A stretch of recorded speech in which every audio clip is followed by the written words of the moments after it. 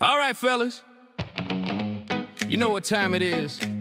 This ain't ESPN, this is the APFA podcast.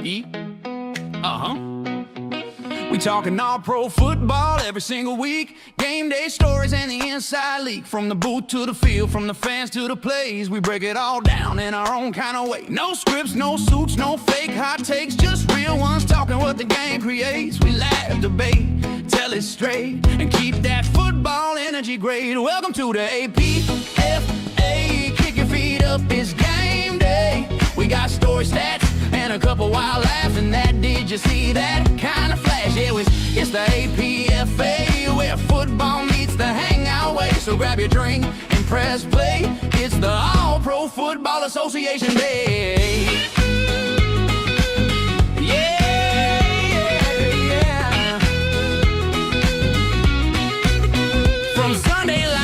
Monday memes, we talk the highs, the lows, the dreams. From rookie talk to legend pride, we bring the locker room vibe worldwide. We got coaches, fans, and a mic or two, telling it real like the players do. No filters here, we say it raw. That's how we love this game we saw. It's passion, people playing loud with the voice of the football crowd. From kickoff to overtime, that's the show. If you love the game, then you already know. Welcome to the APFA. Kick your feet up, it's game day. Good friends, good ball, that's our lane. It's the All Pro Football Association train. Yeah, we're talking all pro, every play with the APFA. Let's talk football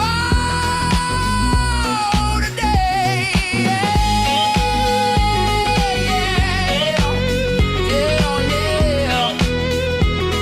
It's the All Pro Football Association train. Yeah, we're talking all pro every play with the APFA. Let's talk football today. It's the All Pro Football Association train. Good evening, APFA Nation. I am back here with my wife once again, and a little bit late tonight. Oh, man. I don't know if it's just going to continually get messier, but our life's pretty messy right now. It's not that messy, but I do think it does indeed get messier. That's what I'm afraid of. From everybody I've talked to, it becomes more stressful, more things on your plate, but that's what makes it exciting, my dear. Oh, yes. Out on the holiday season, and we are just full circle experiencing the moment. That's right. They say. Thanksgiving happened. We hosted. We did. We hosted Thanksgiving. We host Thanksgiving every year for our family. We have about 25 that show up. Mm-hmm. Usually I'm making the turkey, but this year, my brother, Nolan, who's in the league, shout out to Nolan, smoked the turkey. Thank goodness. Turned out pretty good. I didn't eat it, but everybody else liked it. It was good. It was good. And I liked not having that stress because we do a lot of the heavy hitters in the Thanksgiving world, and it was nice not to have to do that one. Yep, the bird's a big deal, and Nolan handled it well, so that was cool. We have a lot of things to be thankful for. Yeah. So it was a good holiday season. We hope you guys enjoyed yours as well. But you know what else I enjoyed was week 8 of the APFA. It was spunky.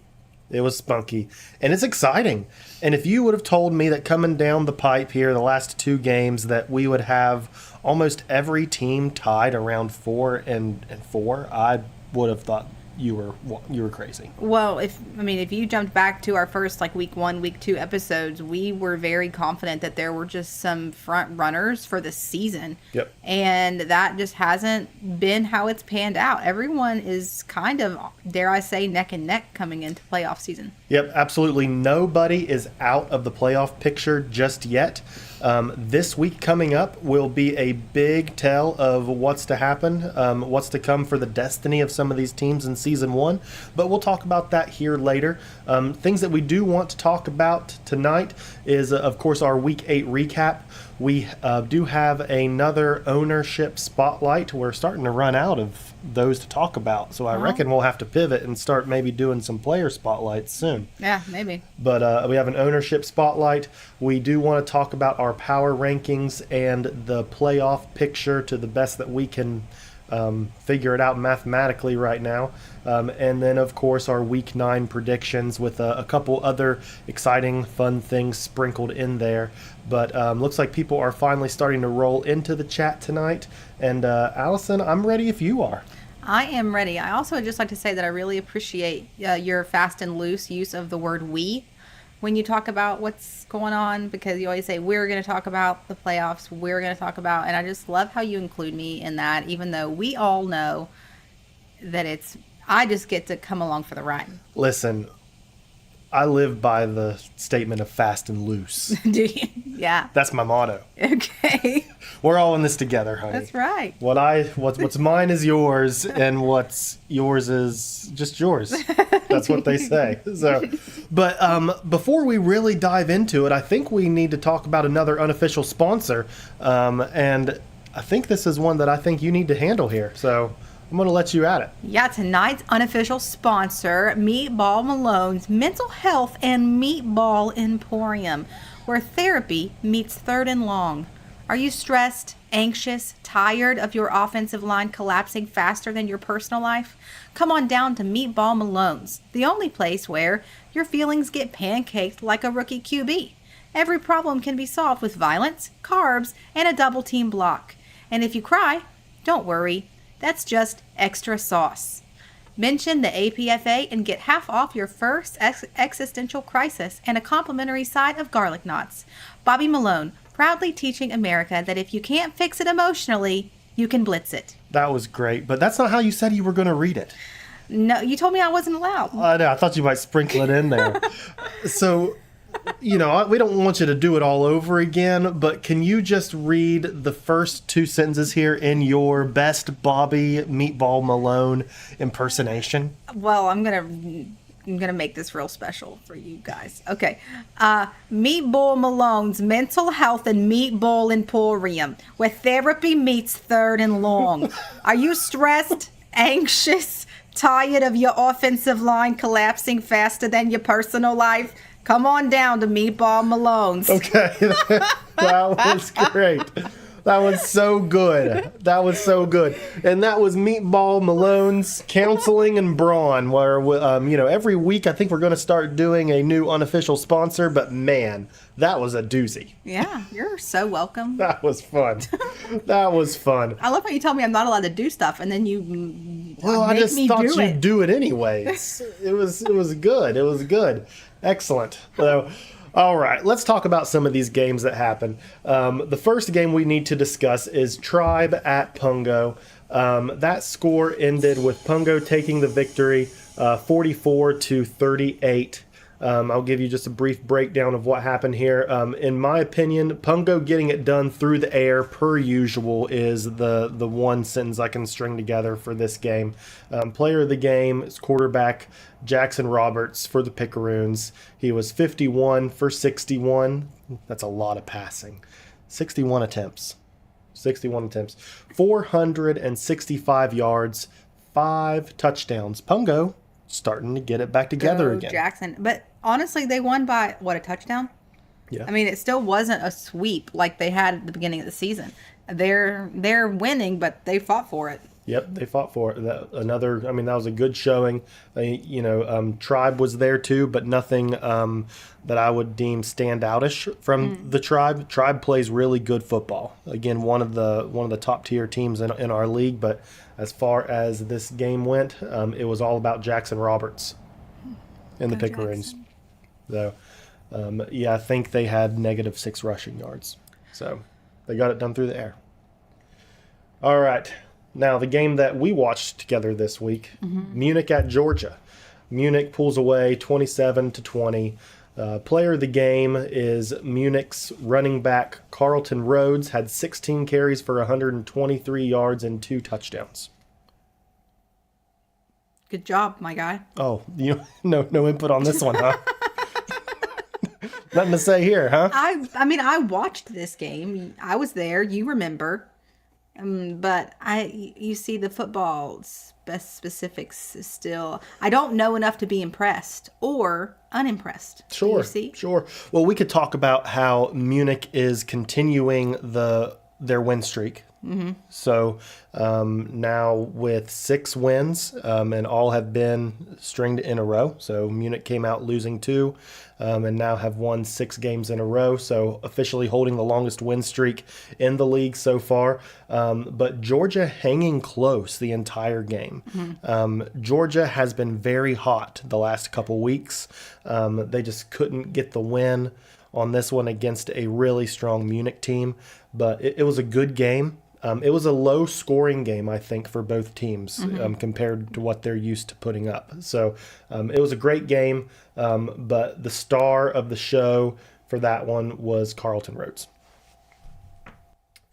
All right, Neptunes at Pottsville. Pottsville wins 32-24. Maroons with over 500 passing yards and 69 giggity rushing yards. That's giggity. Neptunes showed to struggle to run the ball this game, but the real standout player was player of the game, Alex Darr, quarterback for the Maroons, 38 for 54, had 510 passing yards. Oof. It's crazy. That is crazy. So crazy. What's even crazier, B. Steezy continues to impress and make his own way. Probably the most receiving yards I've seen in one game from a targeted receiver. Now, he's a tight end, not a wide receiver, but still makes this even more impressive. 217 yards receiving. Whoa. Way to go, Beast Easy. Shout out. Yep. And the Goat Jackson for the Maroons, 115 yards and 1 touchdown. We're seeing Pottsville do what we talked about at the beginning. I don't know if you remember the conversation. Dave and the Maroons were going to be very run heavy. We talked about how they're going to struggle at the beginning, but then they're going to hopefully pivot, make corrections, change their game, and start winning ball games. And that's what we're seeing here. So Way to go, Dave Barr. Yep. Good game. Neptunes losing their flash they had. Well, the Neptunes may not be winning games, but they always have had such morale. And I hope that they're not losing that. I'm not in their locker room. You know what I mean? But I think that even if you're not winning a game, I hope that they've kept the zest that comes along with being a Neptune. Yep. Because that was really what I think was most impressive about them. Not so much the points on the board, but what they had as a unit. Absolutely. But a locker room you are involved with, the Appalachian Outlaws win another game against London, 20-14. Low-scoring game. Low scoring. It's about time. You guys looked really well-rounded, in my opinion. It's because we're meatballs. You are. Defense well-rounded. I don't know if you had anything for your player on defense. Well, you see, I didn't watch it. But my coach did say specifically the meatball had a great game. Okay. So shout out in the locker room And to you my knew guy. none the better. I didn't watch it. I was Black Friday shopping probably. So, player of the game, quarterback Chris Middlebrooks, 24 for 39, had 260 yards and 2 touchdowns. But you guys got it done through the air, on the ground, just looked good. London struggling the last 3 weeks. We'll see if they can get it together in this home stretch here to make the playoffs. They're losing steam, but man, Outlaws looking good. I think that is their 3rd win in a row that you guys have captured. We had a rough start in terms of just trying to get our feet under us, but I think that we've had a turnaround. Like we said, anybody's able to whip it out at the playoffs. Can you feel a morale change in your locker room? The Outlaws locker room is not that active. I mean, I don't know. Maybe I just look at you and see you on Discord all the time and think that... that's not a fair comparison. Right, it's not a fair comparison. So, like, you are obviously super active in the APFA, and then you're all the time in Discord, and I'm never in Discord. So, I don't quite know what is realistic. So, You don't know what to compare I don't know what to compare it to. But do you feel like there's been more conversation in your locker room now that you guys are starting to win some ball games? There's been some hubbub compared on game to day. how things started. Yeah, out. game day Very good. especially, there is some... it's not like it's not like the gin chat, you know what I mean, where people just pop in and things like that. But on game day, it's nice to get in there and be like, happy game day, let's get out there. Yeah. So that's, always inspiring. It's weird to think of you going in and motivating people for the big game. I don't. You don't? I don't. You don't take on the meatball persona? No, I'm not. That's something you're missing, I think. I know. I think you'd really enjoy that. Yeah, I am not one to jump in because I just feel weird about it. I mean, Listen, we're playing fake football. It's already weird. We all know I don't belong there. But yeah, I mean, and maybe as we head into the playoffs and it's more of a targeted like initiative other than just win games, you know what I mean? It'll be different, but Yeah. we'll see. Okay. Well, very good. That was your week 8 quick recap. Let's go ahead and talk about our owner spotlight this week. Was a fella you guys got to hear on the microphone last week. We're going to be talking about Dave Barr, owner of the Pottsville Maroons. What a guy. There he is. Look at that victory celebration. Dave is also celebrating something big today. Dave has been applying for a job here close to home and landed it. Signed the papers today. He's excited. We're excited. He sent me that picture today when he told me he got the job. I'm so excited. Honestly, that's going to be great for him. I mean, you know, Dave and I worked together a long time ago, and then he got too good for us and left. I'm just kidding. No, that's not true. I'm just kidding. But we're glad to have him back into our neck of the woods. So it's going to be a lot more time for stuff like this. That's exactly what I was going to say. Yeah. He's going to have some more time to dig into the Maroons, keep that brand successful. Mm-hmm. So that'll be a real good thing for the people in his locker room. For those who do not know, the Pottsville Maroons are located in Pennsylvania and are based off of one of the very first professional football teams. I knew that. So, did you? Yeah, I did some research at the beginning of the season and went back and looked at the old pictures. There's actually a lot of history that Dave has committed to with the branding and the, you know, cultivation of this team. Because he's really brought a lot of those elements into the historical elements of the Maroons. Yep. And Dave is specifically into the 1925 year version of the Maroons. There's a little bit of a story with that he wanted me to share. So in 1925, the Pottsville Maroons in the NFL championship, they were in the championship and it was quote unquote stolen from them and given to the Cardinals.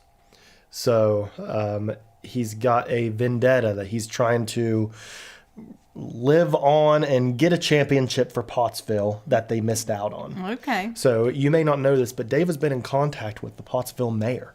Oh. Asking for permission to use the branding for the purposes of the Sim League. Yeah, and they said... Sure thing. Sure. Nice. They weren't using it. That's right. It's been about 100 years. It's been about 100. They dusted it off and handed it to him. No problem. So, but his team identity is found in honoring the play style that the Maroons had at that time, which was a run, heavy offense, and a great defense. So that is why he really digs his heels in on trying to make that happen. He wants to see that happen. He also goes on to say that in this league, he has realism as a goal, but it isn't the end-all, be-all. Because of the cast of characters in his locker room, he really appreciates them and wants them to have fun. So he's making changes in order to try to accommodate for the people in his locker room, which I think is a really great thing. If you want to know who his rival is, it is the Pungo Picaroons. Okay, and if you want to know why there is a donkey beside the weakness, that's not a donkey, that's a mule, because Dave says his weakness is he becomes super stubborn on certain topics that he wants to see changed or worked on in the league, and sometimes has a hard time letting go. So that's a mule. So we can just call him an ass anytime we want. An ass or a stubborn mule, however you want to take it. I think one of them is more entertaining than the other. So Dave's favorite part about the APFA is, of course, all the friendships that he's made, and the competitiveness that we share between all of us that live here close around West Virginia and the Mid-Ohio Valley. There's several of us that are in the league, and it's just a fun thing for us to do. We've been involved in it in several years now, and he's starting to get the hang of it. You start to learn how the game works after a few years, and I think he's finding a groove, and he's just really enjoying his time. So you might hear Dave a lot when it comes to announcing games in Season 2 or doing a show with me periodically. Like I said, we live fairly close to each other, so sometimes we just like to sit side by side and talk into the microphone and have some fun.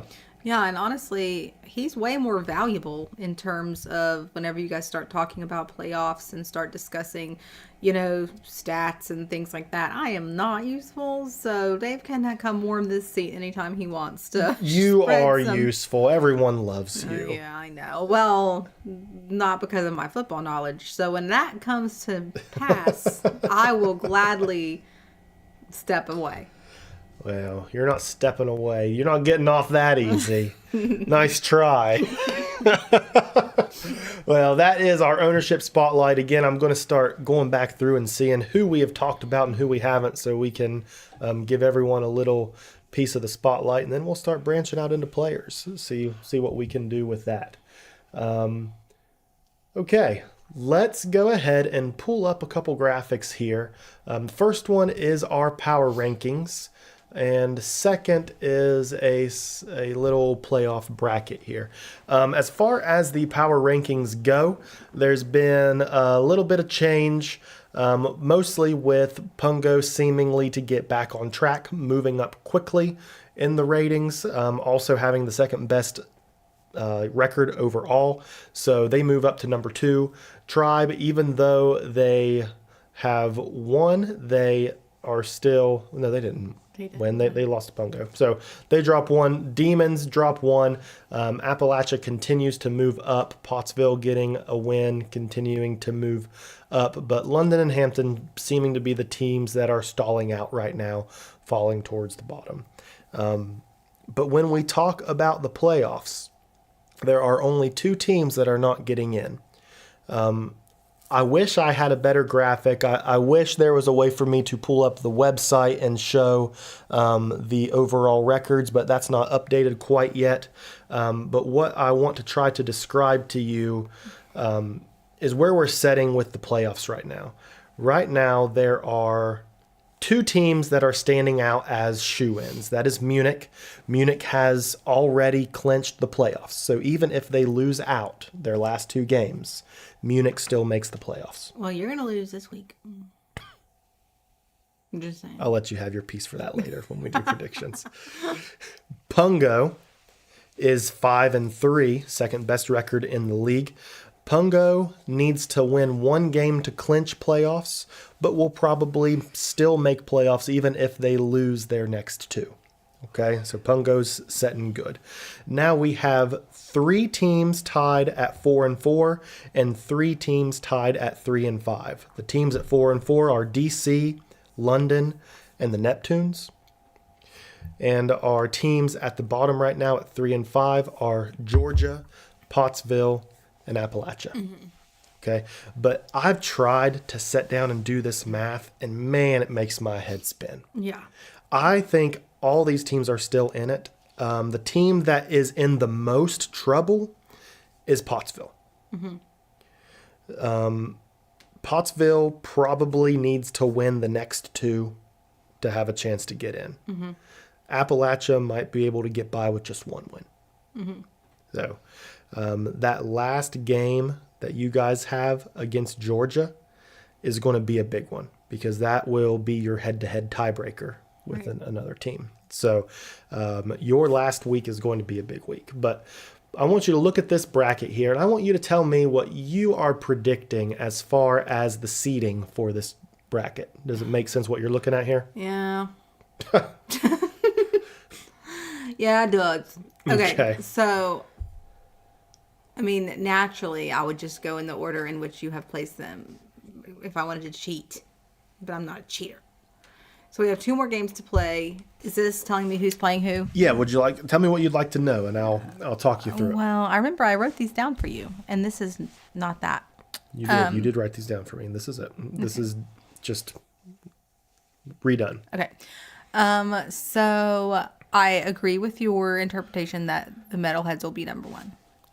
I think that there is definite evidence that proves that. I am inclined to assume Pungo as 2, simply because they started out so strong.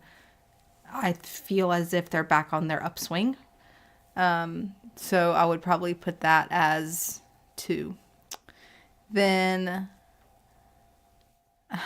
this is where it just gets super messy, because record-wise, London is 4-4, and so is the DC Tribe.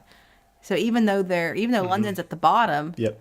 they have a better record than, let's say, some people in the middle. I want you to think of power rankings as more of a momentum ranking. Okay, so it doesn't really mean who I think is the best overall. It's more of who do I think is the best right now. Okay, so this is just based on 1 week alone. So, yeah, a couple weeks, but yes, mostly the last week or 2. How about I ask you this question? Which 2 teams do you think are not getting in? Looking, I feel like the Neptunes are at risk. The only thing that's going for them is that they have 2 home games coming up, but they are playing Pungo and the DC Tribe. Those are 2 hard games. Yeah. And so, I mean, assuming that they fight their heart out, they still may not. The home field advantage may not matter because they're playing 2 super hard teams. Yep. And they've kind of... You know who else plays DC and Pungo down the stretch? Pottsville. And Pottsville has a record of 3-5 Right. compared to Neptune's 4-4. So I think those are the 2 teams I'm looking at. Yeah. Yeah, those 2, I'm hesitant to think that they could pull it out just because they have a really hard end of season schedule with 2 of arguably some of the top teams that they're playing. So, yeah, I would probably say that those 2 are my question marks, even though Neptune is 4-4 right now. I just don't know if I see them being able to win those games. Yep. And for those listening, the tiebreakers go, first we compare overall record, but there are obviously going to be some tied records at the end here. And then we go to the head-to-head. So we see, have these teams played each other, who won? Okay. If there's a clear winner, they get in, the other team doesn't. If they tie, if it's 1-1, then we go to common record against opponents, which gets a little messier. Yeah. Okay. And then we can keep going from there. I don't think we'll need to go past that third tiebreaker, but that's what it'll look like. But yeah, I think looking at the schedule and the strength of schedule coming up, I think Neptunes and Pottsville should be the most nervous about ending their season early. Yeah. So, but there's still time. It's anybody's game. still anybody's game, but they're going to have to pull off some wins here. So let's talk about who you think is going to pull off some wins in week 9. Let me get your face up here. There we go. All right. Look at me. You and I against the world.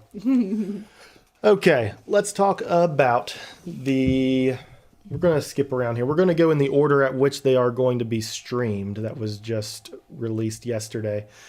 Saturday morning, we are going to have the Outlaws at Munich. Let's talk about that game first. Heyo. Outlaws, a 5.5-point underdog. Mm-hmm.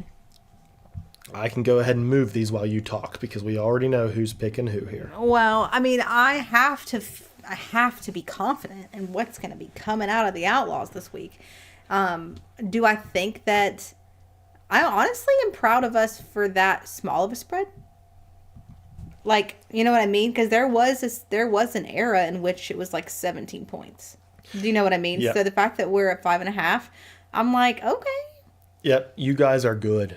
And I'll tell you, the biggest difference maker has been Chris Middlebrooks, your quarterback, putting in the work, progressing, and jumping a tier.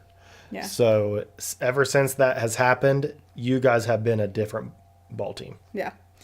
Yeah, and I think that there is possibility here for the Outlaws to really just play a great game, and I know that you guys are in the top right now, but I think that we'll rise to the occasion. Okay. Well, I think you won't. Well, screw you. So my vote's going on the Metalheads. No, I can't wait to be mad at you at 8 a.m. on Saturday morning. Just kidding. 10 a.m. 10 a.m. on Saturday morning. All right, let's talk about Sunday's lineup. First game, Georgia at London. Georgia favored to win by 3.5. I'm inclined to agree. I think they'll take that win. Only just because London was a little weird last week. I mean, I know the Georgia Demons lost, but they had a great game against you guys. You know what I mean? There was. Yeah. I think that is iffy. I also agree. I think Georgia's on a hot streak. I think they're a really good team. I think they just played. I mean, it's a biased opinion, but the best team in the league right now. I think Munich's the best team in the league. They had a well-fought game against that team. And I think Georgia wins this by at least a touchdown, even though London's playing at home. But London needs to show me something that I haven't seen in a while. Yeah. So I think that's why we both pick the opposite side. True. If you would have asked us this in week 2, I think we both would have picked London. I agree. Yeah, I mean, and that's the crazy thing about it is, even if we looked back at everything from week 2 and everything's kind of been a full upsetting the fruit basket, if you will. Yeah. Yep. All right. Next game on the slate for Sunday is Pungo at Hampton Roads. So this is a battle for Virginia game. Pungo favored to win by 5.5. Not as big of a spread as you might anticipate. I know. I was kind of surprised about that. But, everybody's kind of even Steven right now. You know what I mean? With what they've got going out. Now, do I think that Pungo's going to win? Yes. But, if 5.5 isn't that much, that just shows that it's anybody's game, really. Mm-hmm. Yep. So who are you going with? I'm going with Pungo. You're going with Pungo to cover the spread. I'm taking the Neptunes. What? Taking the Neptunes at home. I just have to believe in them. I have full support. I'm a Neptunes lover. Yeah. I think that they've got something special, and I would love to see them beat Pungo. I think that would be great for the morale as they head into potential playoff land. If they got this win, it would go a long way in helping them secure one of those spots. Yep, I totally agree. So, but you're still picking Pungo. I'm still picking Pungo because I want to be right. Okay. Okay. And the last game for next week is Maroons at the Tribe at DC. Pottsville, the underdog here by 5.5 points. Well, wake up. I'm yawning. Well, you should have talked in the middle of my yawn. You made me try to interrupt my yawn. I didn't watch the Tribe game last week. I really kind of am not super knowledgeable of what their last couple games have looked like, other than the fact that I know they're setting even at 4-4. So, but they are at home. So I'm always inclined to go for the home field advantage when I'm feeling iffy. So I'm going to say Tribe. Okay. Good deal. Tribe is probably the better team. I mean, I think most people would say Tribe's a better team. With that being said, you can see who I picked here in this graphic. I picked Pottsville. And after recent events, knowing that Dave has landed a job close to home, I think he has himself a breath of fresh air right now. He's got some motivation. Energized. Yeah, I think he digs into the playbook, and I think he pulls it out the next 2 weeks. I think he pulls it out. Think he pulls out a Pottsville miracle. He sees a light. Yep. So give me Pottsville Okay. to cover the spread. Gotcha. To cover the spread for sure. If I was a betting man, which we'll talk about later, I might pick DC. But to cover the spread, I think I want Pottsville. So, all right. Very good. Let's see. I want to give a friendly reminder here about progression and our incentives that we've been doing in the league. Just a reminder that every Friday through Monday, you can progress on the website. Have you been doing that, Allison? I've been, doing it. Okay. Been getting that progression in? I have every weekend, and Okay. you make sure to ask me. Very I good. say, yeah. Very good. Very good. And we are still giving out progression for activity in the chat. Once you reach level 5 in the chat level, you get 1 point for progression. When you reach level 10, you get another point of progression. And when you reach level 15, you get a whopping 3 extra points. Are they auto given? They are progression manually inputted by Liam. Thanks, Liam. Yep. Thanks, Liam. Now, the chat progression will reset after the championship game. That is when the new season will officially begin, and we will restart the chat levels and start collecting points again.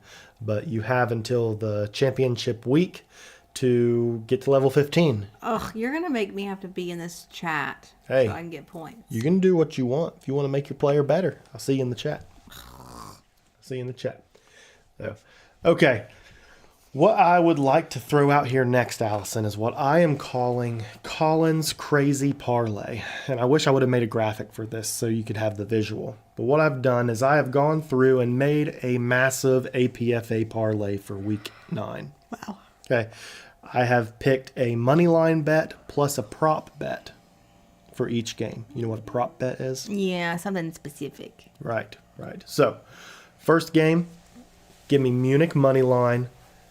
But give me Rob Hunt for the Outlaws to have 6+ receptions. Okay. Okay? That's what I got my money on. Then parlaying that over to Georgia money line and running back Tank Bauer anytime touchdown What does that mean? to score a touchdown Oh, anytime. okay. I thought that was like a label, like some kind of like specialty touchdown. No, this literally just means Anytime. Yep. okay. Any touchdown from Tank Bauer, running Gotcha. back for Georgia. Okay. Pungo money line. Jackson Roberts, quarterback for Pungo, over 400 passing yards. Is that an irrational number? Yes. I mean, not compared to what he's been doing, but compared to normal Yeah, okay. quarterbacks, it's ridiculous. It's Okay. absurd. I got you. But I think this would be an even betting line on a prop bet right now. So, okay. And then give me Tribe money line. We just got done talking about that game. But give me Tribe money line. But give me B. Steezy from Pottsville to have 100+ receiving yards. Okay. That is my parlay. I did the odds. $10 pays out over 600. Whoa. What do you think? I think that you were so screwed. You know I hate parlays anyway.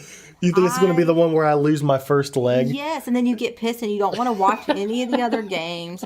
I hate when you do parlays because you get so committed to like the win, I guess. But then as soon as it poops its pants, I'm done. You're done. Yeah. And like you just picked like an 8-leg parlay.